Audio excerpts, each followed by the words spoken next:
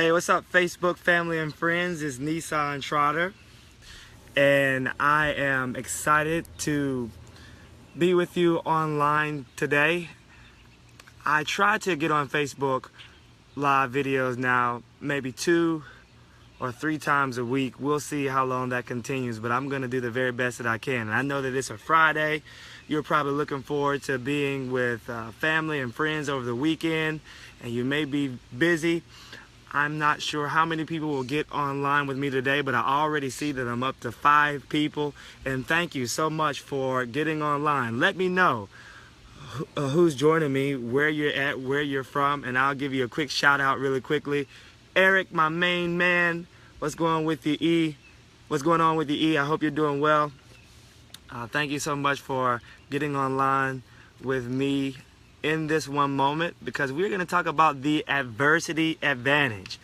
And that may sound ironic, that may sound strange, it may even sound like an oxymoron, but I really believe there's an advantage to having adversity in your life.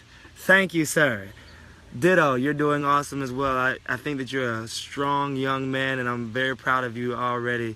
Talking to Eric Kachera, probably butchered your name, man, your last name, but that's my homeboy in Williamsport, one of the trainers on the Trot Fit team.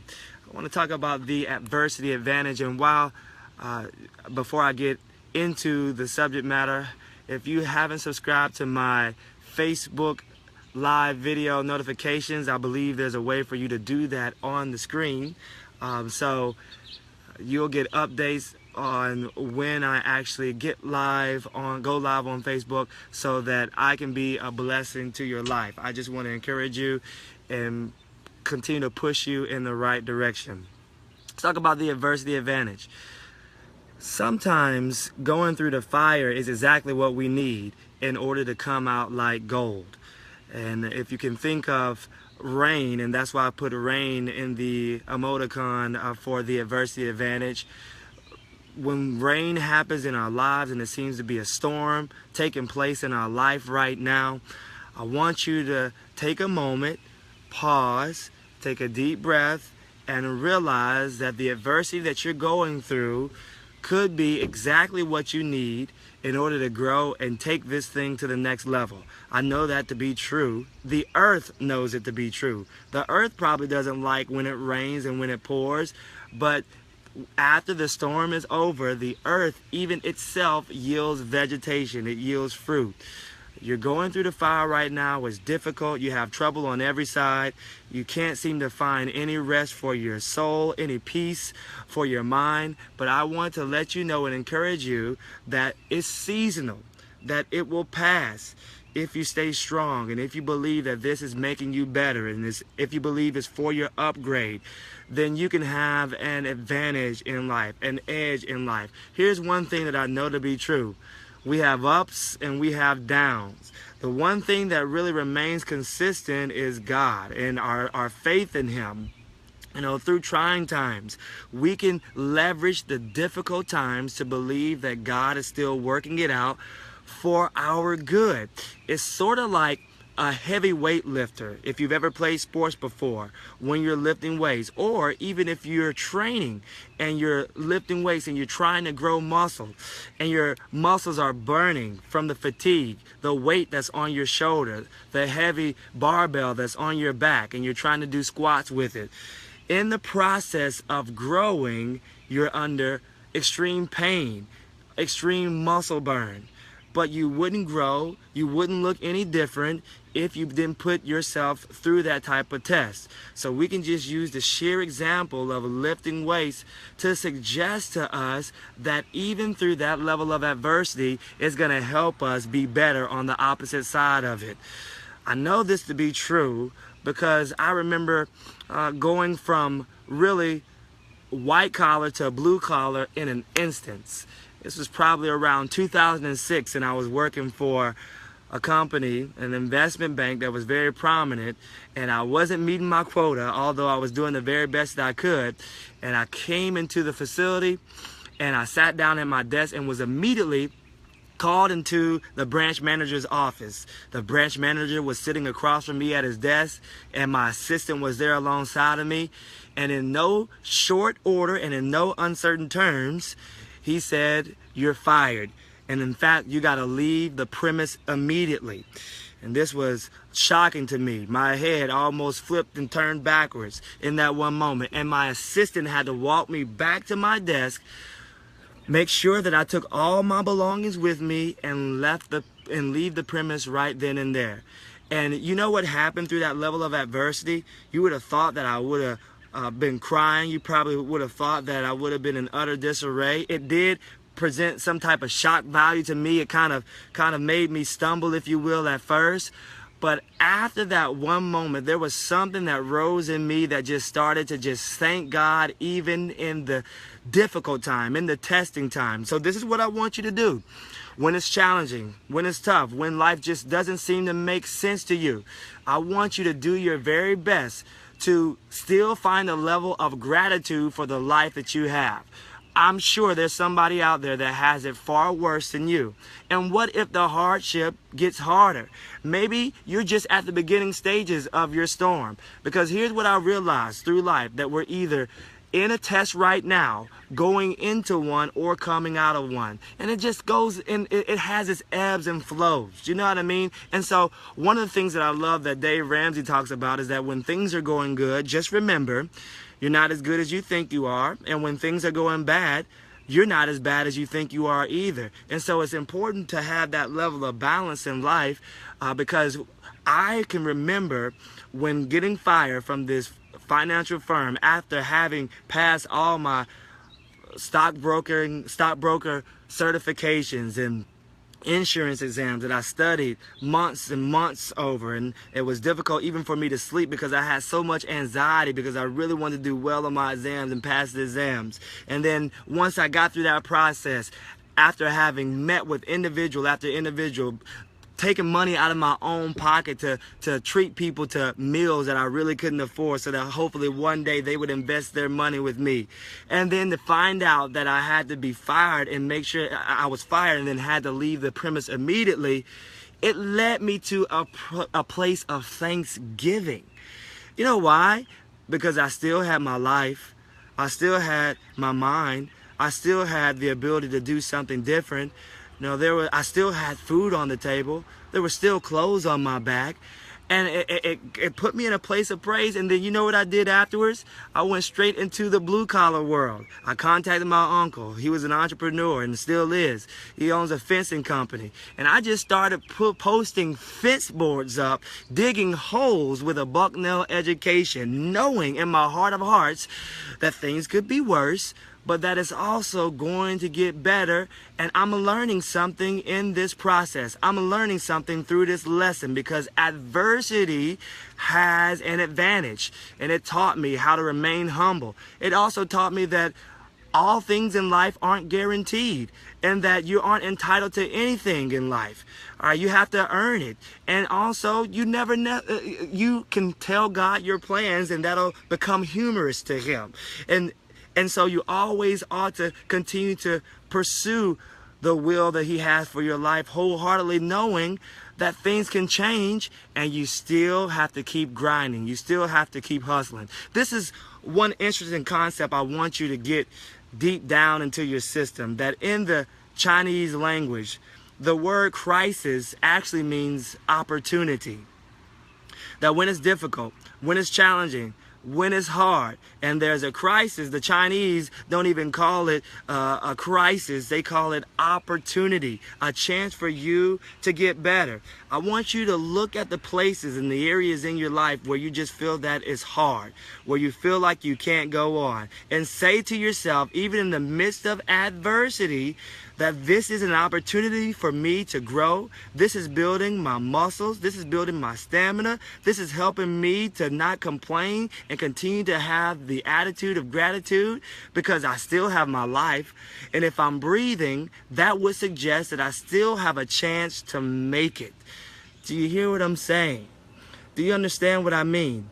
There's somebody that's looking at you and waiting for you to wilt under the pressure. There's somebody actually waiting for you to crumble.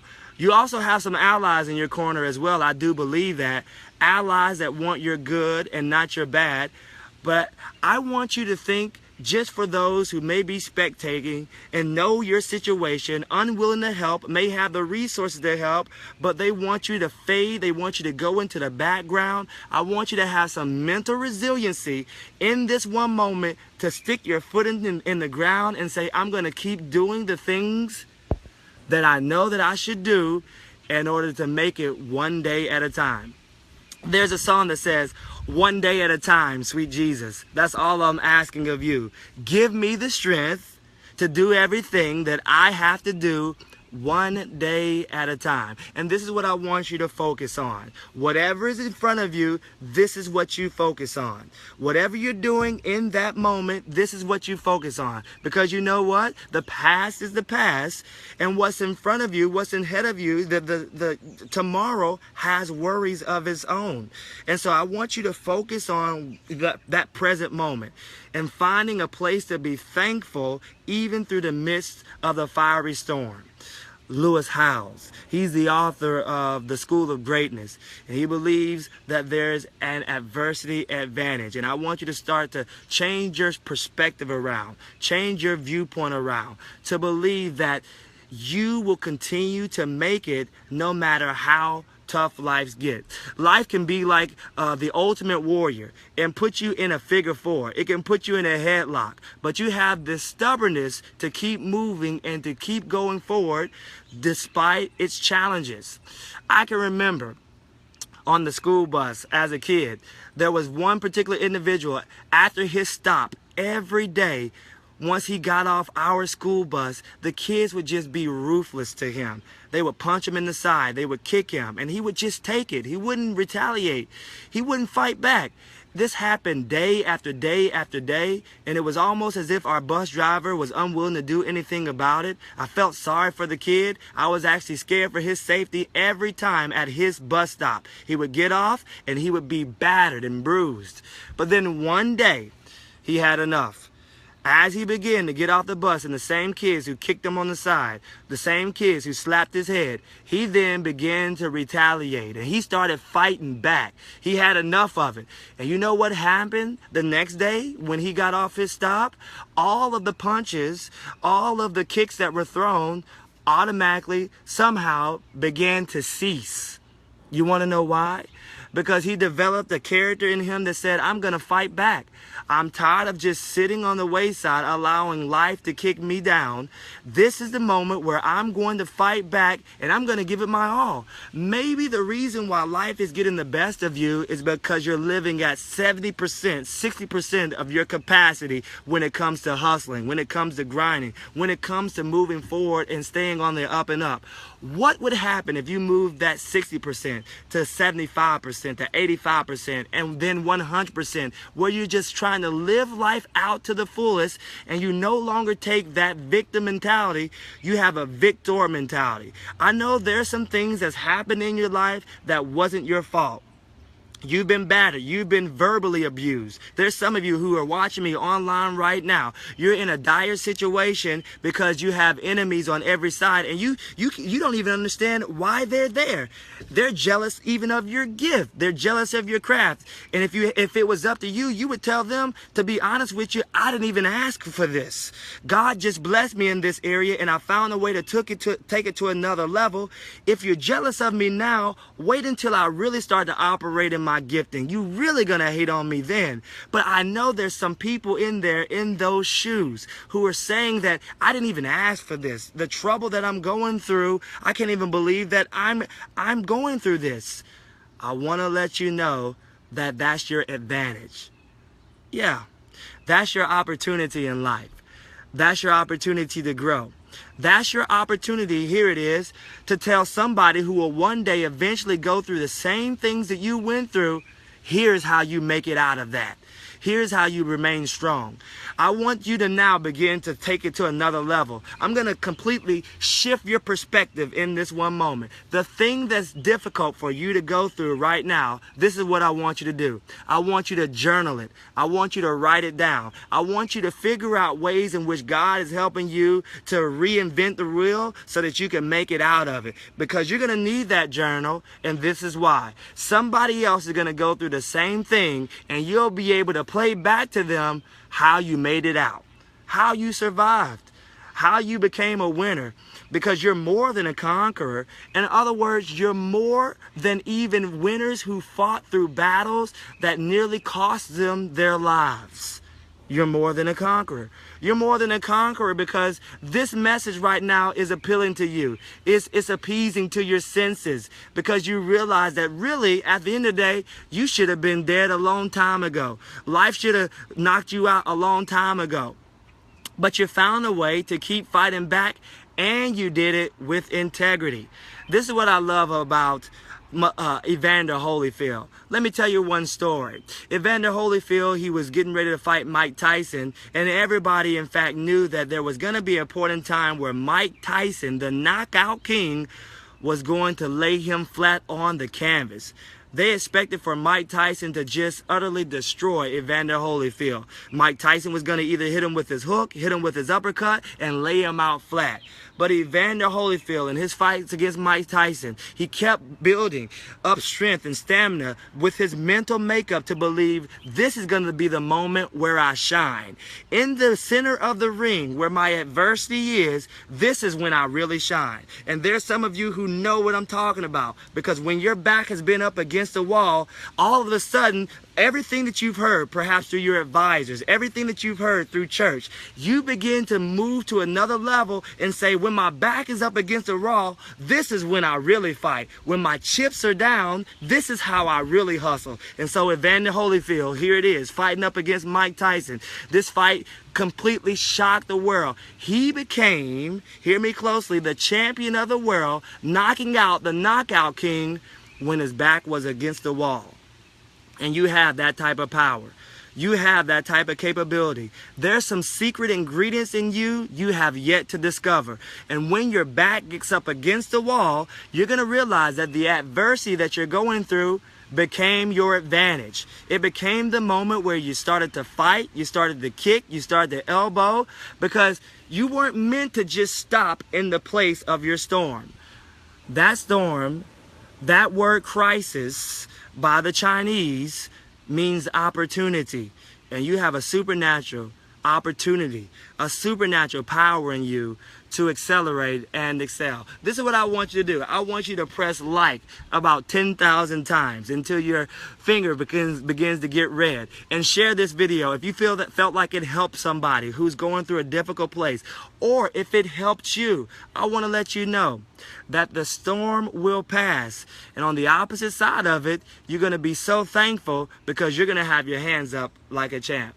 Until the next time, make sure you subscribe to my videos. I'm going to try to do this at least once or twice a week. I'm so thankful that you got online with me. We were meant to continue on victorious. There's no way that we're going to fail through our storms. When life begins to punch at us, we know how to fight back.